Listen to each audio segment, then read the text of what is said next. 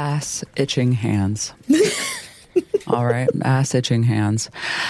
I once had somebody come into my office very, very upset because at lunch, they were in the salad bar line.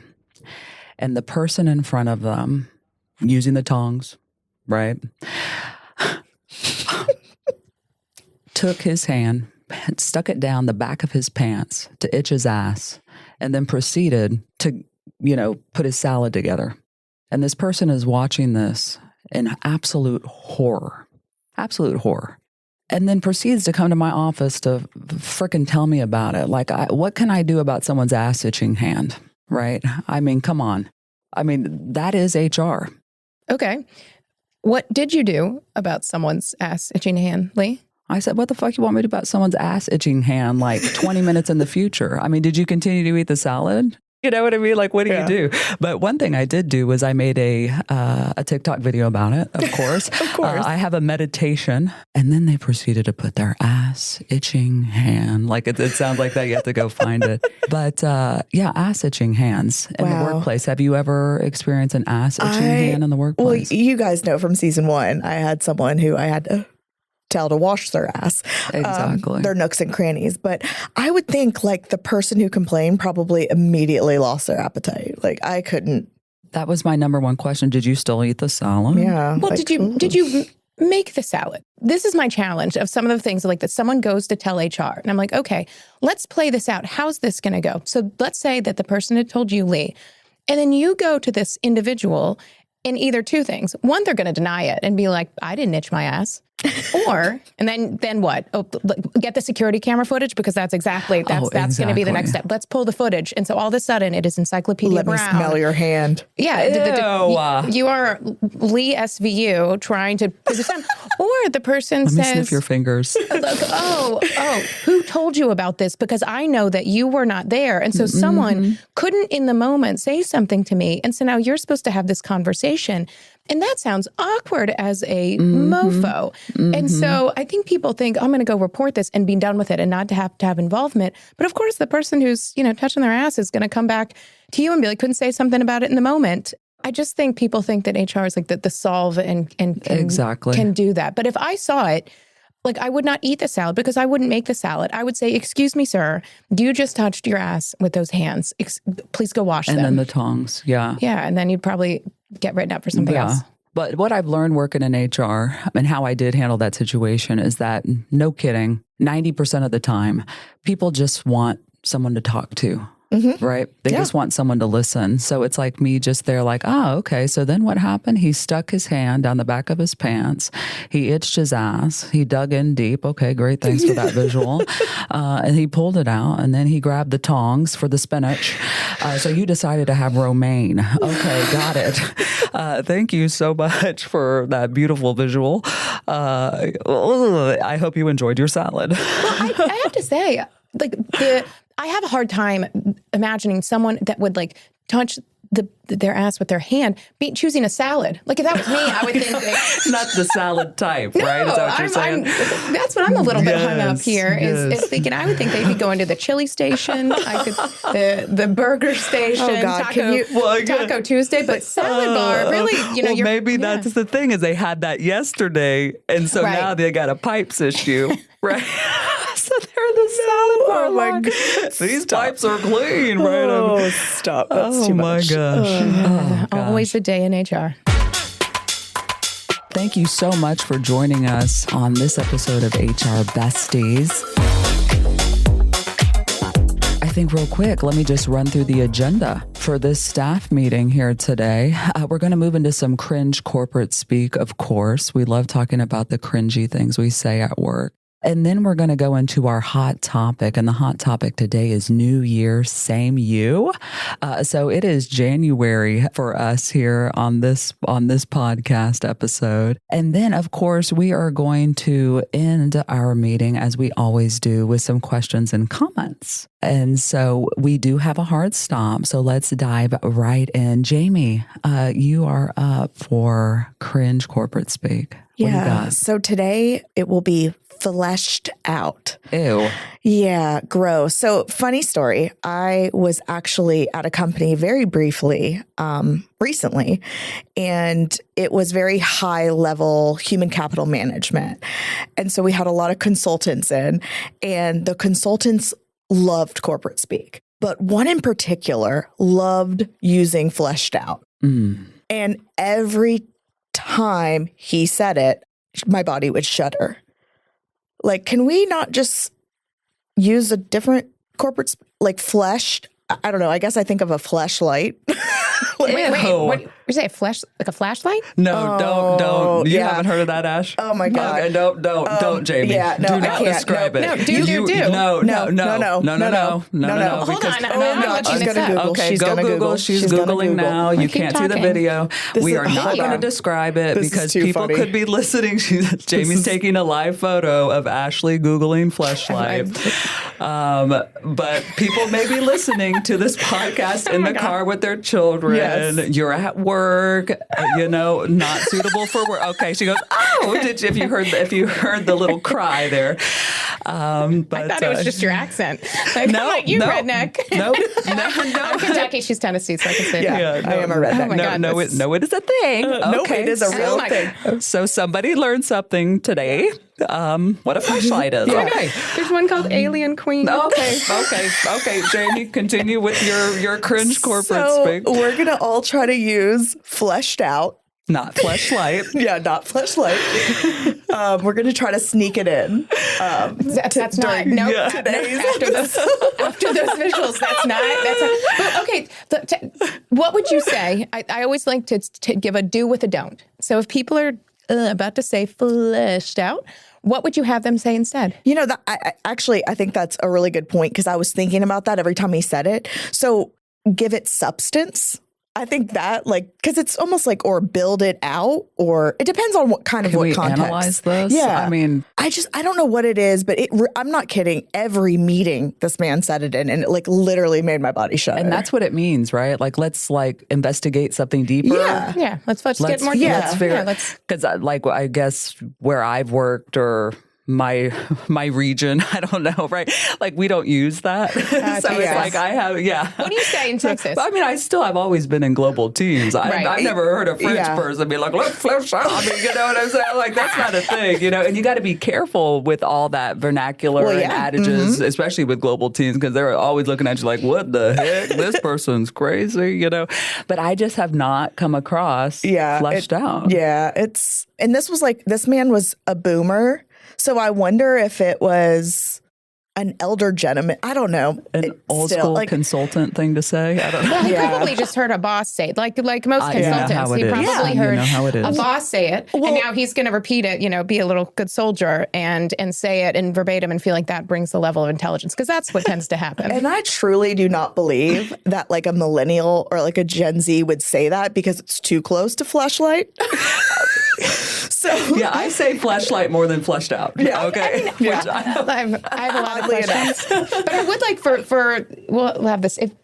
If you're global, if you're global and you work with people from the U.S. and they say terms and you're like this, think about it, doesn't make sense, send them to us. Yes, please. hello@hrbesties.com. You can always send us, or go to our site, hrbesties.com, and there's places for you to submit your even anonymous tales. But I love some of those global type of things that are so funny. Or if you're in the U.S. and global colleagues say it and you're like, I don't know what they're talking about. Mm-hmm. Yeah, it happens all the time. That's fun stuff. Sure does.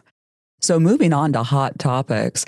Our hot topic today is all about New Year resolutions, all about New Year's goals, all about how do we start 2024. Can you believe we're in 2024? I feel old as shit, for the record. Same. But how can we start this year off on a bang? How can we have a successful year? All of the things around New Year stuff, right? Let me ask you this real quick. So it's January, maybe early February. People are listening to this. What's your cutoff date for when you can stop saying Happy New Year? When you say Happy New Year? The first week. Okay. Oh, really? What date specifically? January 8th. Okay. We're so specific. 7 days in. It's a full week. See, my bitch ass be in March, and I hadn't talked to someone for 4 months, and I'm like, hey, 2024, can you believe it? And it's like March 16th or something, you know what I mean? I know. Good day. St. Patrick's Day and someone's birthday. Well, St. Exactly. Patrick's Day is 17th. Yeah, but, that's right. I like to have a 2-day celebration. But have you ever seen the Larry David skit on Curb Your Enthusiasm? No. My husband is Larry David in this, and he heard me on like January 5th say to someone like, Happy New Year. And he was like, knock, knock. He's like, no. The time has passed for Really? that. Yeah, but you need to stop. So I will probably say it well through April. So you will hear in the season 2 finale, I'll still be greeting everyone a Happy New Year. So I apologize for hijacking the meeting, which is probably good. So let's parking lot that. But yeah. Yep, Okay. Yep. Which Thank is you, the opposite Ashley. of fleshing it out. Is the parking lot. Yep. I'm going to move on. Oh, gosh. So the key question here in this staff meeting is, do you all make resolutions? Is that a thing? I mean, I personally don't. I've kind of always been the kind of person that I don't think I need a new year to start off resolutions. Like, a lot of people do, like maybe to stop drinking or working out, or I like putting goals on. So I have goals for 2024, but they're not resolutions. They're not like things I'm giving up or doing differently. If I want to do something, I feel like you should do it at any time during the year and not have the excuse of a new year. That's just me personally. What about you, Ashley? I think I probably do some resolutions. I love a good activity. And so, thinking about it, I try to have like my family or friends. I'll be like, what especially with family, like, what do you think? What do you think for this year? No one wants to participate in that like I do. But I do. I try to, probably goals is a better way of thinking about it. But I try to put them into buckets of like physical health, mental health. I think about some of the things that drive me crazy if I'm like thinking about things too often. And so I do try to be really intentional, map that out. And I love a dry erase board. And so I have a dry erase board in my office, and we'll put those things on there. And then I try to look at it again before, December. So. Yeah. So you take that time to reflect. I do. I try to be like, I'm not Which is good. Yeah. Like I've never been a real meditative person. I tend to be, Jamie and Leigh know this, I tend to kind of like move at full speed, cruise ahead. And so I try to make myself, so for me, having the calendar helps me to take that pause and kind of just think about the things I've done. What do I want for this coming year? Having been a lawyer, the start of the new year was like very traumatic because you have to start your time billing all over. And that was no fun. And so I'm glad not to be in that life. But I do like this kind of turning the page for myself. How about you, Leigh? Yeah. So I don't think I've ever really been one to make formal resolutions. I'm a little bit about Jamie in the sense that, I can change who I am or do what I want whenever I want, kind of that sort of control thing. But I'm also very much so like Ash in the sense that like I'm super reflective, like all the time, right? Just wondering, and I believe that you can't accomplish anything if you don't write it down, So I'm one of those journal whores with like all these to-do lists and the vision board and all of that, but I don't do resolutions. I do love assigning a word to the year. Oh, have you heard of that? So I like that. So last year my word was connectivity, and I define that in different ways. And this year my word is action. But then I'm so ridiculous. I keep going back and forth. Like, should I change that word to discipline? Because I need that to do the action, I find, because, I'm like a squirrel, something shiny. I want to go do that. I want to go do this, But I do that word of the year thing. I like that. And I think before connectivity, it was growth. And, so like every year kind of has a theme, for me, which helps because then maybe it doesn't help my mental health, because then what I do is I could just keep adding goals that align to that through the year. And in our group chat, I think we all shared our goals for 2024. And a lot of them were some of them were HR Bestie based. Some of them were our personal brands based. Some of them were truly personal, or even our family goals. So I love the idea of having a word. I think my word would be fleshed out. Look at this. We're just at the top, and you're already hitting that, Jamie. Crossing off a to do. I really do like, not the fleshed out. I really do like that idea. And I'm like, obviously I've only had a minute to reflect, but I really want to come up with a word for this year. Yeah. What are some of your best practices? Do you have any best practices like to kick off the year strong or? So I do like to to-do lists. And so I make a to-do list, but I make it very doable for myself. And so two things that I do that I have on my to-do list, I've now had this for a few years, is a page-a-day calendar I write cow.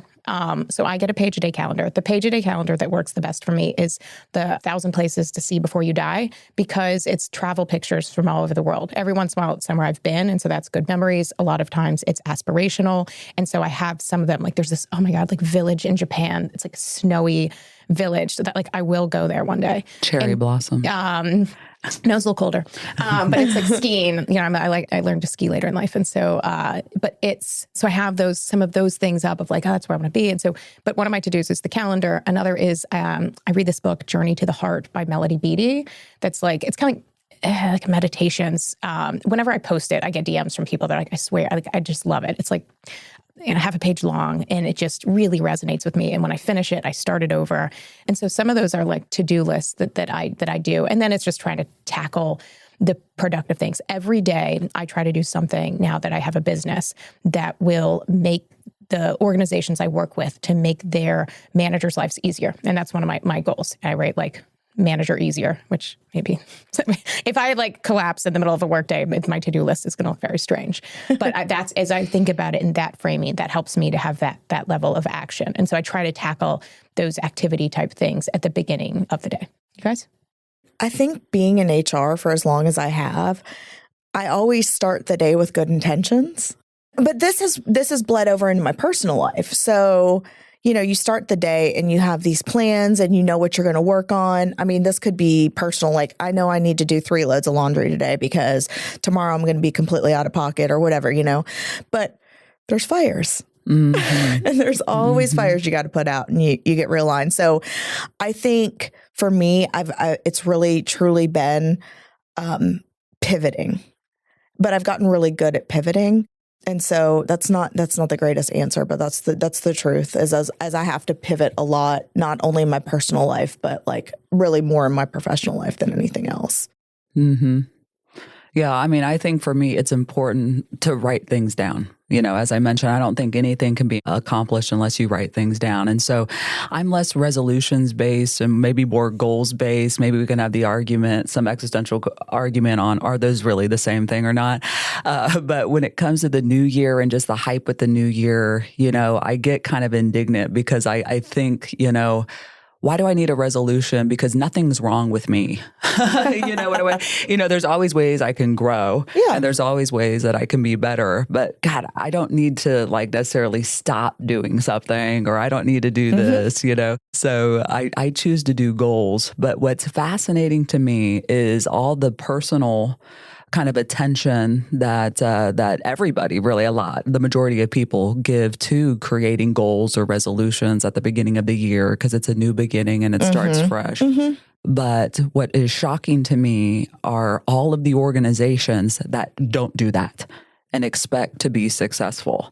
And so that's what I have seen are organizations not cascading goals, not creating goals, bosses not having goals, people not having professional goals, whatever the case may be, and expecting to have a successful outcome for the year. Does that resonate? I see you all shaking your heads like, oh my gosh. Yeah. Right? I mean, I recently started a new position, and I have so many goals for the new year, and I just keep adding to the list things I want to accomplish. And I'm so excited that I just happened to change jobs again at the beginning of a new year, that I'm able to kind of jump in. And one thing we're putting into place, my boss and I, we're going to start making KPIs nice. And I hate KPIs, and but some people may not know what that means. So we define it. Performance indicators. I was going to say sorry, I didn't quiz. I just want to never use an acronym without a definition. We got you, besties. Well, because it's funny, because at my last company, they were called WIGs, Wildly Important Goals. That's cute. And then they're every company names them something different. But anyway, yeah, that's true. my boss and I are going to be setting up KPIs for our staff too. And that's like one of the first things we're going to be working on. But I'm excited about that because they've never had that before. So, and I'm really big about metrics, and because I think that puts the responsibility on the employee themselves if they're able to measure their own metrics. So like they might not have a fancy dashboard that tells them what their turnover is, for that month, but maybe there's something else that can be measured. And they can kind of have that ownership and they can check it every month. And that's another thing that I always suggest is start like a working document in January and write down what you do every month. What are your wins? What were you able to complete each month? So then at the end of the year, you can look back and reflect on what you've actually accomplished in the year. Because I tell you, when you get to December, you can't remember what the hell you did in January. Well, and it's good for those beatdown days. That for speaking sure. of, the you start your day with all the good intentions, and the road to hell is paved with good intentions. A colleague gave me that advice, which is a real truism. But I have always had an email folder, or at some point I started this, called positive emails. Some people have a code, other people call it something differently. But when you get that positive feedback, is putting it in there. So when you have a beatdown day, you can glance at it and remember that you are a very capable individual, even if you don't feel like that in the current situation. Kudos, like a kudos folder. Yeah. Always makes me feel better. Yeah. I like a kudos bar as well. Speaking of like millennial misery. Yeah, please bring those back. Oh, I love kudos. We beg you. But yeah, I think it's so important because it's for those beatdown days, but you kind of forget. Like I remember I was at a company for 5 years and I had put stuff in there, throughout my time. But looking back, reading it when I was leaving, I was crying because you forget. Yeah. And that goes back to a season 1 episode that we did where we talked about it's so easy to just say thank you, but not enough people show gratitude for the simple things. Yeah. Well, from the organizational standpoint, I think something organizations can do is really to think about that individual. The organization is made up of individuals that are, coming to work. They have these personal things, whether they've made resolutions or not. They're trying to get things done. And so they need some level of direction. So to Leigh's point, people often don't have that direction. No. And so what really was my origin story to get into HR was a study that Gallup had done in connection with a company called CEB, now owned by Gartner. It's where I worked out of college, CEB. But the study was about all the drivers of employee engagement. Well, coming into doing this, I'd gone to liberal arts school. I was like, pay people. You just pay people. And pay works towards retention, keeps people in their job. But when you think about like when you come to work and whether you care about things, it is so much more. It's your experience, your autonomy, your manager, all. And so they were looking at all these, very pretty bar charts. And the number one driver of employee engagement and that research is still quoted to this day. It was written up in Harvard Business Review. That number one driver was if your direct manager explains how your role and your success impacts the organization's success. And I say what that looks like. Some people listening may have that. This may be in your vocabulary. Other people listening may think, I don't talk to people about like your success and things. So use it in whatever terms you want. That's real talk. Like your job, this is why it matters. And if you come and you do this, this is how it helps. And if you come and you don't, this is the impact it has. And so other people may have to jump in, or these things may make it delayed. But like when you are successful, or when you do well at your job, and people sometimes don't have a sense of that. And so this goals, one of the things to Leigh's point is either organizations don't do it because they just assume, well, everyone knows what they're supposed to do. And that assumption does not end up in good places. The second is that analysis paralysis, people love the good, whatever rhyme, I guess, but is organizations that we're thinking about organization goals. We're thinking and we'll cascade them. Well, that what should be a waterfall is a slow ass moving brook that it's like September. And people are like, oh, tell me about our 2024 goals. And so being decisive and thinking about what really matters and explaining to all, like from a pattern, is form an organization, be decisive, come up with your goals, and explain to all employees, these are specifically our goals, and this is why. Because the why also, like 10% revenue. Okay, why is that? Is that because the CEO wants to buy a 7th vacation house? Why does that matter? What are employees going to see if we meet those goals? And then to your teams, this is what you do. If you are in HR, we'll come up with systems, FAQs to help people find things, everything that you can actually practically do to explain to people how they can meet those goals and how that matters. that step just isn't done. And so I so encourage in HR thinking about helping managers facilitate those conversations with their team. Think about everybody on your team. And if they do well, why does that matter? And if you've never had the conversation, tell them that. I wish I'd had the conversation when you started, but now I'd rather have it than not saying anything. So let's start that. That's my tip for everyone listening, whether in HR or otherwise. That is totally spot on, Ashley. I have personally supported multiple, sadly, CEOs that did not do goals for themselves, for their leaders, for the entire organization. And to your point about assumption, if you assume that people even know what their job is in an organization, but if you are making the assumption that they know what the business itself is trying to accomplish and, what they should be doing, and they do not. They need that direction. They literally need that direction. They crave it. They want it. They want to know the why. They want to know their impact in the organization. All these things have to be communicated and communicated well and communicated a million times throughout the year. There's no such thing as over communication in the workplace. I've never seen it happen anyway. Typically, we just really, really suck at communications, right? But it is so important for somebody's personal, professional success, but also the collective success, And so, if you make the assumption that your CEO knows what they're doing, they don't. They need support and counsel as well. If you give it and say, hey, why don't we try on goals this year? And they don't, they say, those are useless. Everybody should know. This and that. It starts with you. Like, be that change. Like, you as a leader, you as an individual contributor, create those professional goals for yourself then, if you don't get that at work, right? And then if you're not getting that from your boss, if you are a leader, influence your peers, your peer leaders, to do the same if you don't have that in the organization, because it's really, really powerful. People are defining what their roles are for themselves. And what you'll see is every single person in your organization moving a completely different direction, not in sync, not aligned, like whatsoever. You can tell this drives me crazy, because I've seen it happen. It's like, duh, have a goal, right? You do it for yourself. You want to lose weight? God, well, what do you want to do at work? You know? Well, I think one way to make that come in practice, and one exercise that I've done working with organizations, is to have them have meetings with another department. And so a lot of times you have these meetings within, your own team, maybe your own department, and you really are thinking about yourselves almost as an island.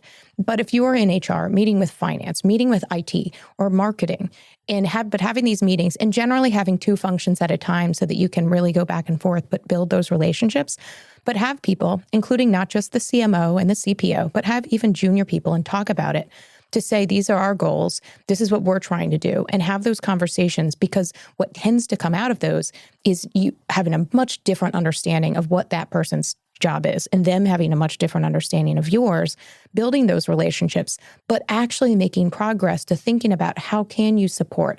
And the outcome of that frequently is having more ongoing meetings with departments. But if you have to tell someone that doesn't know your job what your job is and articulate it, it's a lot harder than you think, but it's also really, really important. And so that's an exercise I encourage you trying. So I'm curious to have people try that and let us know how that goes, because I do think that can shake things up and find success in that. Mm-hmm.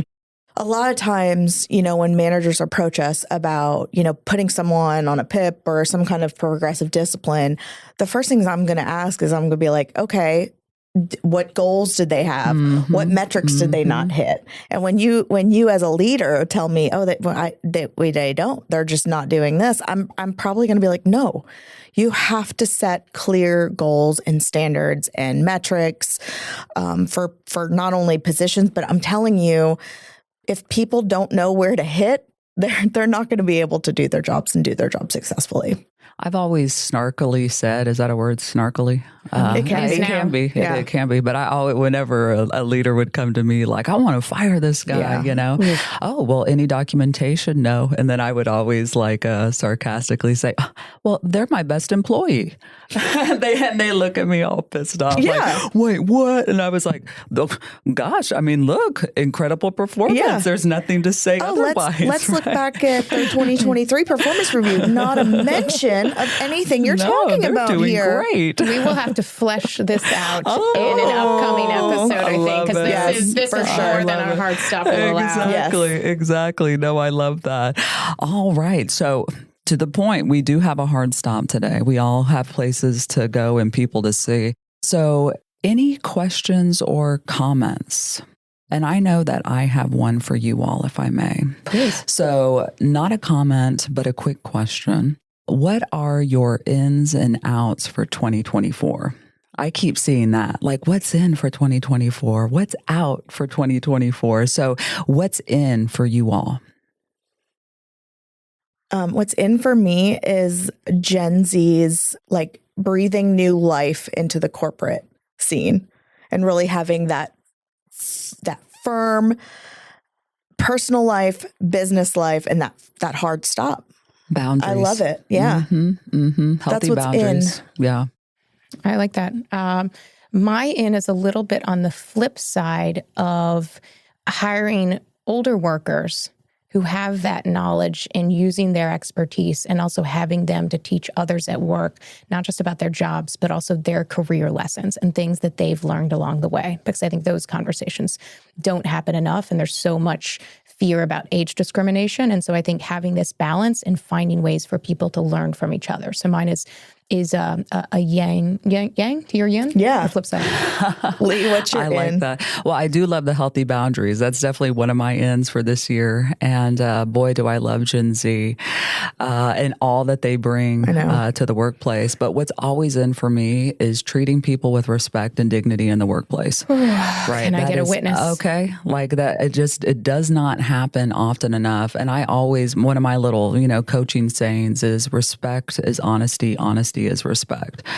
And so not bullshitting people at work. Boy, you sure go a long way in that relationship building. So that's what's in for me. Conversely, what's out? What is out for us in 2024? What is out for me is outdated ATS systems that make you upload your resume and then you have to completely fill out your entire job history. We got to do better, guys. We got to. Honestly, fuck you if that's how you... I'm not even kidding. I'm going to quit in the middle of that application. Yeah, I'm not applying. You don't deserve me. I say this.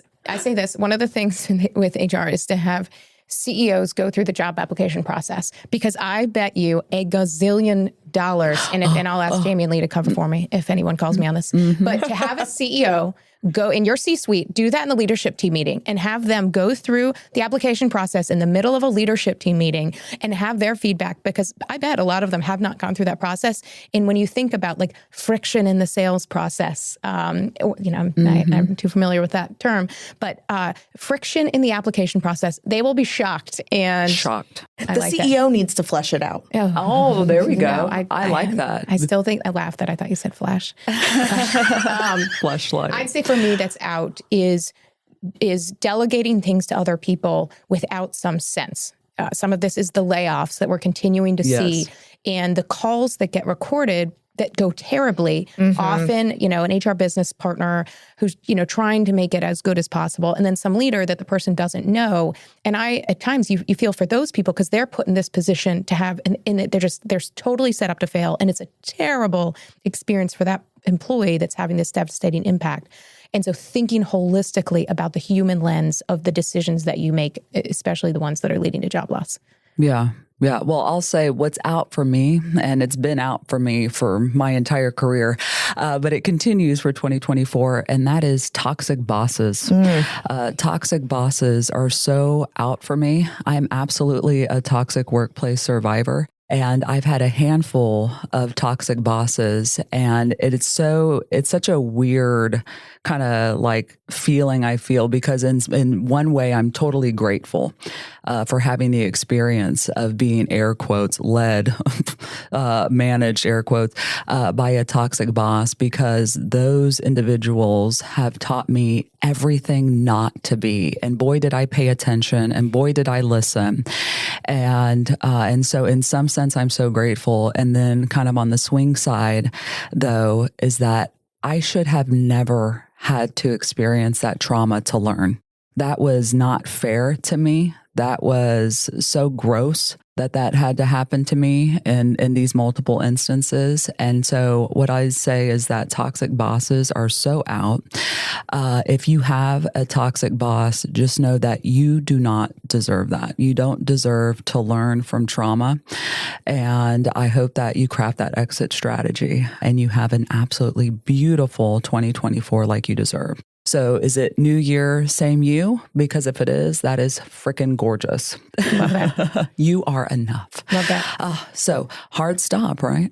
Well, I have a Hard question. I stop. do have a question. Oh, yes. It's very related to our topic for New Year. It's a quick question.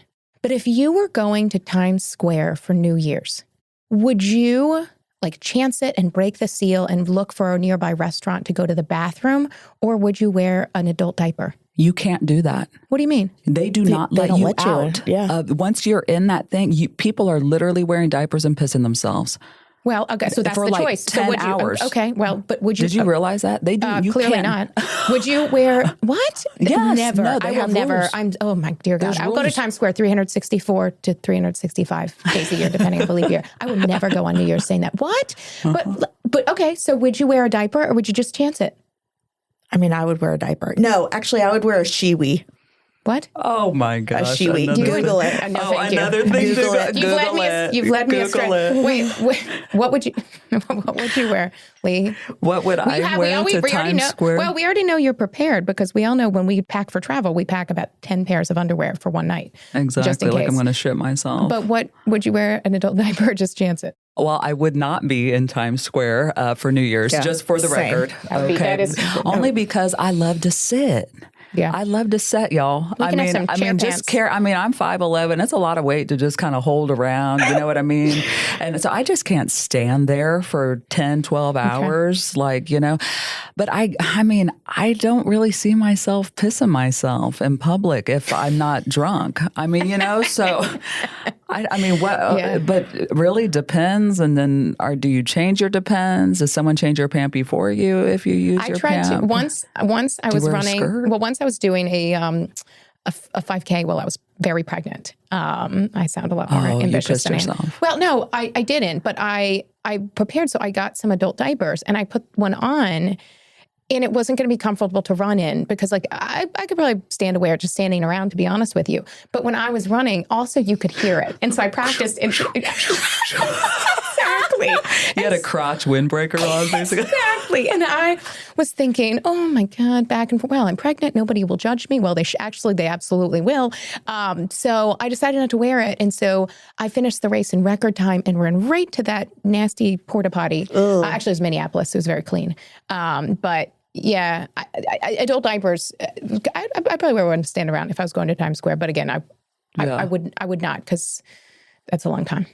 That's God, it. But so that was, you I thought fleshed it out. Well, I fleshed it out. I thought that was related. So New Year, same me.